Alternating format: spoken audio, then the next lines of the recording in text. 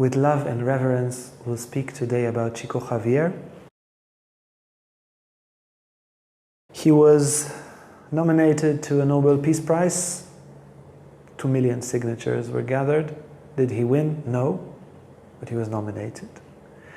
And in October 3rd, 2012, in a big survey in a TV show, he was selected as the greatest Brazilian who ever lived. His gift was double. He had a gift of a certain clairvoyance and clairaudience. He could see and hear spirits, mainly dead people, but also angels. And his bigger gift, which made him truly great, was his humility. You see, there are many people who have, not many, but there are a number of people that have paranormal powers. We had Uriel in laboratories in Stanford University there with the greatest scientists, David Bohm and other, checking, no doubt. The man had paranormal powers. He could bend spoons, he can read minds. Every day he would read minds. There were others who exemplified different paranormal skills, but Chico was pure-hearted and humble in an extraordinary way. He wrote more than 400 books that he channeled. He would see or hear a certain spirit and write down. The books sold with more than 50 million copies. How much money did he make out of it? Zero. Big zero. Very big and significant zero. He gave everything to charity. He would have a regular job. Live as an ordinary, middle-class human being. Even he had that gift. And in the nights, he would help people who wanted to speak to their dead relatives and write the books that were asked by him, by certain spirits, to write. If he would just speak to the dead or speak to spirits and he would make money out of it or be worried about name and fame, it would be nice, it would be a learning experience, but it wouldn't be Chico. Chico became great and was nominated the greatest Brazilian because of the combination of his spiritual power and even more than that, his humility and pure heart. He had his paranormal powers awaken as a child. So Chico was born 1910 in Brazil. He lived to be 92, so he passed away 2002. He had a very rough childhood, but he would see his mother that passed away and she would comfort him already as a child. Having this strange gift made him a bit of an odd ball and made his life more difficult at first. Gradually, he found some people that helped him to cultivate his gift, and he would share it with the world. Throughout his life, he was a devout Christian, but the Catholic Church did not like his idea, and even he wanted to remain Catholic. They told him, look, you cannot just speak that you're speaking to the dead and speak about incarnations and things like that. We don't believe in that. It doesn't exist. And people follow you. You either stop or we kick you out of the church, you excommunicate you. And Chico had to make a hard choice between the church that he loved and the truth that he saw. And he chose the truth, and he was kicked out of church, but remained somehow free from the institute with Christ in his heart. The people that he would meet and ask him to speak to the dead relatives would say things that only the dead relatives could know. There was a court case where two friends were playing and one of them accidentally shot the other. They were playing with a gun, very dumb, but still, it was a play. And then the person that played with a gun was accused of murder and was in jail. And the assassin person appeared to Chico and told him, please, my friend didn't kill me. Tell him to get him out of jail. And he went and he spoke to the father of the child, or the teenager that died. And he told him things that only his son and only his father could know. The last words that he told his father when his father was dying, he repeated to him. And the father was convinced that indeed Chico is speaking to his late father and to his late son. And the father went to court and he says, look, I spoke to Chico Xavier. He told me things that only my son and only my father could know. And he said that my son was not shot, was not murdered. They were both playing with a gun. A bullet came out and my son died. And guess what? The judge says, okay, I set him free. And he set the boy, who was indeed most probably not guilty, he set him free. So great was his impact.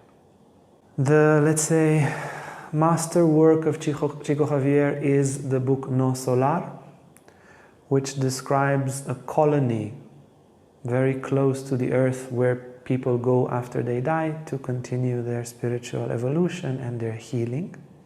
He channels a man called André Luis, who passed away somewhere in the 20s, 30s, about 100 years ago. André Luis wrote through Chico Xavier many books. Some of the people that channeled his books, the family came to claim the money because their dead relative, and there was a whole court case, because it was the dead person. They should go to the family, the money, not to charity like Chico wants.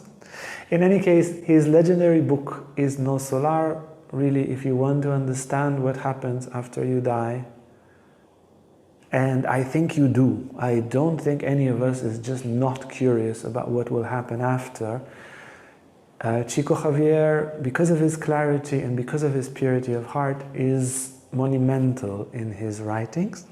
He describes there a life after death. The book is great. Later there was the biggest Brazilian movie production ever, which was the movie Nosso Lar, and then the movie Nosso Lar 2. Excellent movies. Like in many things, the book is much better. There's even an audio book if you want, but it's much deeper. Even the movie is very well done. The essential truth, please read the book, but what he discovers, what he reveals in essence is, first of all, there is a continuity. And by all means, look, by now YouTube is full, thousands, tens of thousands of people describing near-death experience, very authentic. We have the research of Robert Moody, Sabom, and Pien van Lommel. Excellent scientific research, very rigid science, describing huge amount of cases, people that are profoundly influenced by near-death experience, is objective, is scientific because of their personality shifts, which are measurable. There is a continuity of life after death. We go through different phases. Yeah, this near-death experience is not always described because it's quite quick, but we go through different phases. If needed, a certain purgatory, a certain difficult space where some of our negative tendencies need to play out, and that can be a pretty painful experience. And then after a certain transition period, which can be more difficult or more elevated, the spirit that has passed away will find a stable world, a stable astral world, as it is called in many different traditions, or loka in the Indian tradition, where it will remain and have a life and have a house there. And André Luis, that he describes in Nosso Lar, he dies, and then after dying he noticed, I'm still breathing. I'm still breathing. Where am I? Where am I? Many people stay fixed after dying and they think they are not dead. And they describe, there's like a hospital in Nosso Lar for people who just passed away, and they help them to understand their transition. And they say, oh, I'm dreaming about this body filled with worms, which is a certain attachment back to the body, and they go and they experience the body eaten by worms. This is very similar, for example, if we take from the Tibetan Book of the Dead, the Bardo Todol, where it is said, look, You cannot go back to your body. They read after the person dies. They read to the corpse so that hopefully the spirit hears. You cannot go back to the body. It has either been burned, or it's frozen, or it's eaten by worms. It's not alive anymore. You must not look back, but look forward. And this is one of the main messages of the book. And it takes people sometimes shorter or longer time to adapt into the new environment. Now, our past tendencies and attitudes continue. If you think you have a bad character and the bad character dies, it doesn't. That's that. And if you think you have a good character, the good character does, it also doesn't. So it's very important to cultivate. This world is a school of the heart, is a school of love, is a school of relating. Relate to others better and better and elevate your tendencies in this way. And this does last. Yeah? Don't have a treasure here on earth where moth can eat and rust will destroy and thieves can steal, but have a treasure in heaven. To quote from the Gospels, the treasure is the inner transformation, the purity of the heart that luckily continues according to Chico Xavier, according to many authors like Swedenborg and Sundar Singh, Padmashambhava, the Egyptian Book of the Dead. This is quite a consensus. Another aspect that he brings, there is a kind of universal spirituality there in Nosso Lar. He doesn't speak directly about karma, but there is very clearly, implicitly, karma, our past deeds need to be rebalanced after life and then to bring another rebirth. So what is our real attitude will determine where we go. And there are a lot of, let's say, elevated beings, angelic beings, or human beings that attained a certain level after they passed away that help all those who wish to help. But many people, many souls, even after dying, they are so closed and opaque to goodness that even when these spirits come and try to help them, they do not receive help. There's a description in Nosso Lar, World War II is starting, and so many people pass away, but they're very atheistic. And they come there, these spirits, these kind of spirit doctors that are human beings that have a certain level of evolution, and they try to help people so they don't go down to purgatory, they don't go down to hell. They try to bring them into Nosso Lar where they can be happy and receive spiritual education and be healed. But they said the dead people there reject us. They call us white ghosts. They don't believe in anything. They are materialistic. And there's nothing to do. They just fall into their own hells, which are very much, to a very good degree, self-created. So there needs to be an openness for spirituality, for spiritual powers in this life. And sometimes it's enough to be skeptic, sarcastic, and materialistic, so that we make ourselves so opaque that even after dying, even all sorts of spirits want to help us, sometimes our relatives, but we would not receive help. There's a friend of mine, she's quite advanced on the path, a very simple person, but quite advanced for many decades, really practicing, meditating every day, humble. She doesn't necessarily speak much about her spiritual experiences, but you can feel. And I was once in a silent retreat with her. We were many, many people, a few hundreds of people in a silent retreat, and her cousin passed away just before the silent retreat. And she was developed enough so that she can go and visit him basically every meditation. So we were there for 6-7 days and we were meditating 5-6-7 hours every day. And in the end she shared that she would just go to him every meditation for many hours to the best of her capacities, and she saw him in a space which is sad, which is empty, which lacks hope, which lacks spirit. And she tried her best to help him and to speak to him about spirituality, but he would not listen. And then eventually, by the last few days, with her efforts and prayers, she started to sing to him Christmas carols.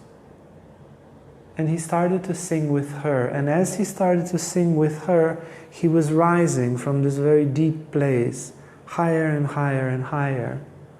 And then it's like his consciousness awakened and he recognized her, and he can come out of this gloomy purgatory place and rise into a space of light. So having this spiritual openness is indeed very, very important. Another truth that he reveals, or another revelation that Chico makes in his books, is that the prayers of people here really help the people there. When he arrives to Nosso Lar, this André Luis that Chico Xavier is channeling or meeting, they tell him, look, you have healed. He was a doctor in his life, but he was quite selfish and gross in his life. He says, look, you have healed a few thousand people for free, a few thousand, 3,000 or 6,350, something like that. People for free, poor people for free. And that's why you're here. And out of this, 1,800 something have prayed for you. And they let him sit in a room where he can see the people that prayed for him. And they tell him, this counts. This is why you are here. And it's very important when somebody passes away to pray for them. There was a meaningful near-death experience of a person, and he says he was in a coma. He was this big-shot doctor, surgeon, a brain surgeon, and he had a brain disease, and he was in coma for a long time. His brain was out. Now he advocates very much this freedom of consciousness from the body. And he says, while I was there, I saw 5 faces, 4, 5, 6 faces, I don't remember exactly. 4 or 5 were my family members that were praying for me, and another face. And eventually the power of their prayer was so strong that I was brought back to life. And when he came back, he asked his family, was there anyone else praying for me? And they said, yes, we call this healer. And he described how she looks before he ever saw her, because she was praying for him, and he could see that in the afterlife. All these elements, they are of extreme importance if you want to understand the process of death. Yeah? Chico Xavier, together with Sundar Singh, are perhaps the best, most authentic authors of the 20th century when it comes to life after death. And of course there are more ancient ones, like Emanuel Swedenborg, like the Tibetan Book of the Dead, the Egyptian Book of the Dead, and others that describe very well this process. I very, very strongly recommend to everybody who is interested in it to read his books, and particularly this Nosso Lar book, and also to see there's a great movie about his life, Chico. Very beautiful, very inspiring. And if you're not interested, or apparently not interested, what's going to happen when you die, I recommend strongly that you get interested. Because it's very difficult to change things after we pass away. And it's 1,000 times easier to do it while we are still here. Even in the last hour, even in the last day before we pass away. All of our future is uncertain, but death is certain. So if you want to take care of yourself in the long term, you need to take care of that one certain event. And yes, it is not very pleasant for the ego, but it is very enriching and feeding for the soul. And then we'll be very happy to hear from you, your experiences, your understandings, questions, and we can communicate in the comments below. If you like this video and want to learn more about Tantra, about yoga, about psychology, emotional healing, lives of saints, and the scriptures, then hit the bell, like, subscribe, and you'll never miss an upload. Thank you so much.